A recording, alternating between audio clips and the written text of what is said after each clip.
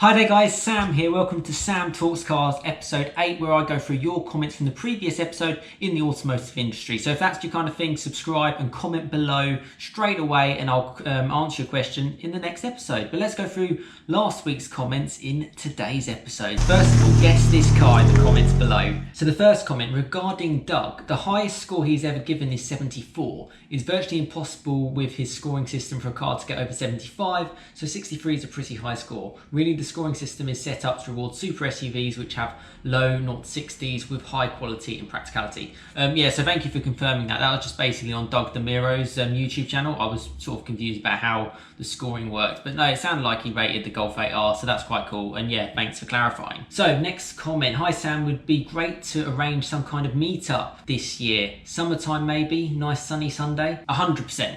You know, I'm well up for a kind of meetup, particularly hopefully with things clearing up this year. Yeah, subscribe to the channel. That's all I can say really. You know, and like the videos. Basically, that's all you kind of need to do.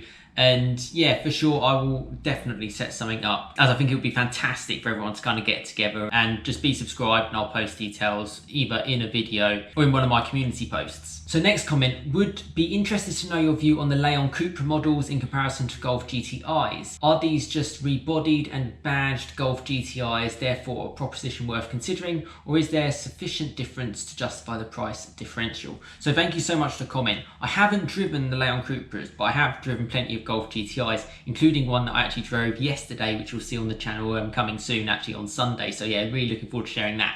But yeah, the Leon Cupra is essentially, yeah, it's a Golf GTI. And then what what Cupra do is they sort of put their flavourings on it and do a few little like minor adjustments, but it's the exact same power, yeah, exact same sort of chassis, drive chain, you know, everything is the same, but at a lower price. It's at a lower price because it's the brand below VW essentially. But yeah, nothing wrong with them.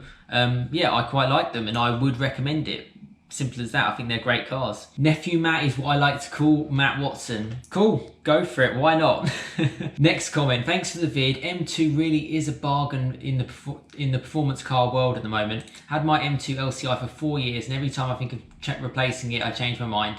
I've used it quite a few track days, a trip to the Alps, and picking the kids up from school and moving house twice. Other cars were 2x 991.2 GTSs and a McLaren 650S. Awesome, I love the GTS by the way. All were agreed that the fastest car up the Col de Torini was the little mad BMW, but my next step is where the question lies. 992 GTS? I kind of said that already, didn't I? I was like, I like the GTS. I just can't see the value in getting 30k for my stage 2 M2 and then getting into something that is slightly faster but no more fun. I keep ending up with this in the same dilemma to change or stay long term. In which case San Marino Respray would need to replace the wrap and various mods. So thank you so much for the comment. Your M2 sounds absolutely fantastic. I'm a big fan. I've driven the M2 competition round track before and yeah, I liked it. You know, it's a great car, you know. I mean, I didn't get that much time in it, so I can't really give you my full impressions of it, but I'm sure from your experience and the amount of drives and miles that you've clearly done, it sounds like a really, really good car. Yeah, a lot of people are in this same boat. Personally, I think the person who sticks it out with a car that's fun and they've found the sweet spot is probably the best way to go. And if you're looking for something else, maybe get something slightly less and more affordable on the side, just to kind of balance things out. 992 GTS would be amazing. I'm hopefully going to drive that at the start of this year. Just at Porsche Silverstone's Experience Centre, because I really wanted to try it and it was very highly recommended to me by a lot of the people at Porsche there. Values for them, particularly if you get them new, it's a safe buy. I think they're going for like, at the moment, like 50k over list, which is obviously in this crazy times, but regardless of that, GTS is a very good ownership propositions. They're great cars, very fast. The latest model is nearly 500 horsepower. And obviously you can get it in rear wheel drive, PDK, manual, all-wheel drive, rear wheel steer, you can get everything on it. And they shift, and obviously being turbocharged, it flies. I think it's a 3 litre as well, similar to your BMW in a way. Other than the fact it's a flat 6, not straight 6. So yeah, tough one. Yours is stage 2, so like you said, it's similar power. Really difficult. If you did go for a GTS, you know, you're fine. Whether or not you go for the 991s or the 992s, I think you're fine.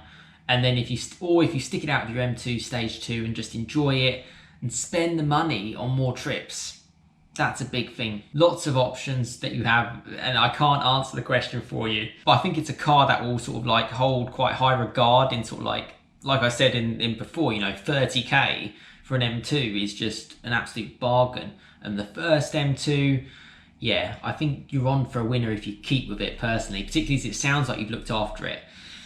Tricky one though, tricky one. Let us know what you do for sure, and thank you so much for commenting. Next comment, any updates on Golf R8? Someone I know ordered a GTD and it came today, which he ordered in August. Yeah, so I think a lot of people are sort of receiving their cars now. I'm assuming that's for just other people. I haven't ordered a Golf R8, Golf 8R, whatever you want to call it, Mark 8 Golf R. They're arriving quite soon. I think a lot of people will see them if they've ordered it and they've been waiting and subscribed to my channel. Probably within the next sort of 2-3 months, I would expect to receive the car, because I saw one today in London. They're starting to sort of pick up a little bit more. It was really subtle spec in black, 19-inch wheels, no performance pack. I really liked it.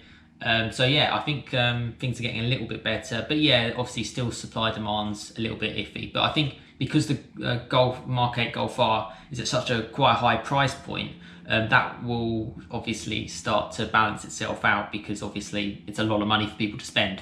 So yeah, that's kind of where it is there. But thank you for the comment. Next comment, hi Sam, hope you're well. Your content is excellent. What do you think of the new RS3? Do you think if VW made a stronger Ep8 engine, do you think it would be up to the job? By waving hand emoji. Thank you so much for the comment. I like the new RS3. And as I said in kind of yesterday's video, my 5.5 steps, keep the costs down. What is it, 53, 54k sort of base? I'd probably just go base. That's personally what I would do. I mean, if you've got 50 grand to spend on a hatchback, you could easily go for a base version of that, and then like a fully high spec Mark 7 or something like that.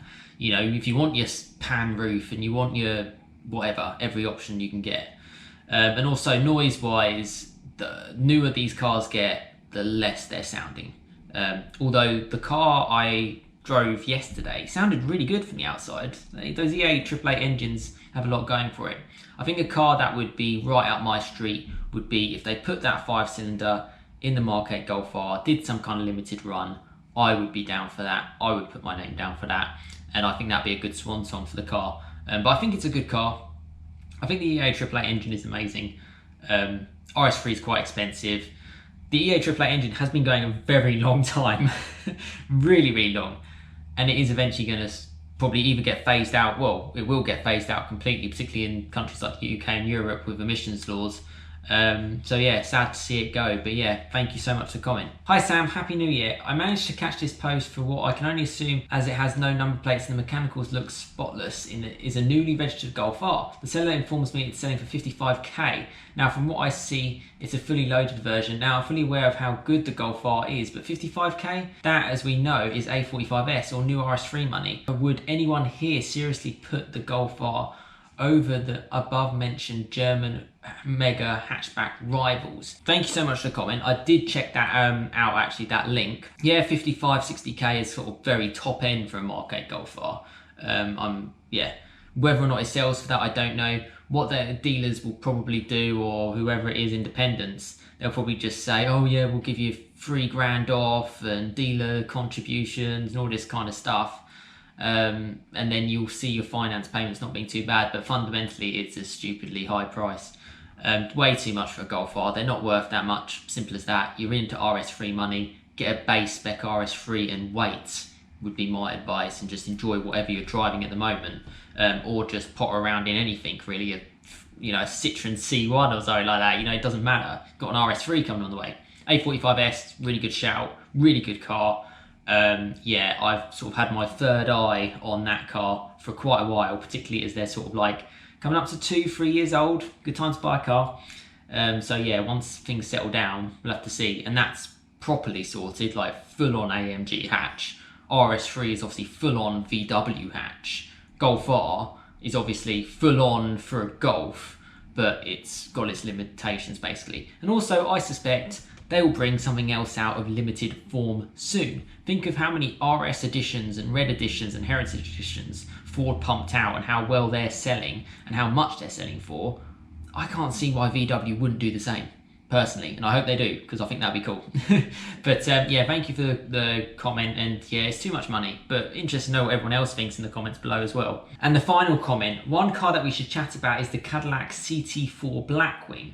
It's like a BMW M3, but for M2 money. It has a 3.6 litre twin-turbo V6 of 472 brake horsepower and can do 0 to 100 in 3.9 seconds. I'm assuming that's 100 kilometers an hour, or 0 to 62 in UK speak. It has a choice of a 6-speed manual transmission or a 10-speed automatic. 10-speed? Wow. The hell? It'll do more than 189. Unfortunately, it's only offered for sale in North America. So thank you so much for the comment and actually sharing cars which are around in America. It's really sad to read that, because we're never going to get those cars ever again. Not new, for sure. Nearly 500 horsepower sounds ridiculously cool. 10-speed auto, I mean, that's a lot of gears. And a 6-speed manual would be an absolute riot in a car with that much power. I'm assuming it's quite a heavy car. Cadillacs tend to be. But yeah, no, thanks for sharing. I think it's I don't know anything about it, I'll be honest. It's a way left field of my channel, but it sounds quite cool. And yeah, I think for like, if you're saying it's more affordable, which to be fair, I see a lot of cars in America which are very nicely affordable actually. Yeah, and if it's similar to a BMW M3, which the G82 is pretty fantastic, for less, that could certainly be a really good alternative. So yeah, thank you for sharing. Make sure you comment below for it to be talked about in episode 8, and don't forget to like the video.